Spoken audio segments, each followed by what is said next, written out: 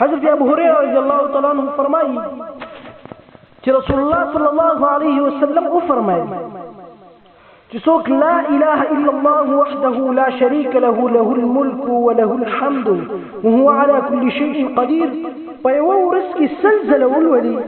هغه د بدلشو غلامانو آزادولو برابر ثواب ورکړي شي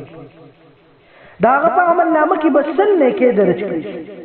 دا عمل نامه نه به سل بدای ورانه کړی شي او دا هغه د ورځې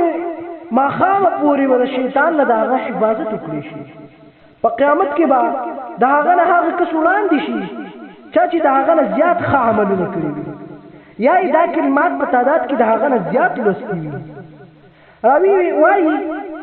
چې چا سبحان الله وبحمده د سلو نه زیات زرا په یو ورځ کې ولوستل نو دا هغه خطاګانې به معاف کړي شي خو که هغه د سمندر د ضد برابر ولې نه وي زما عزیزان دا دعا په کثرت سره د سلو نه زیات لولئ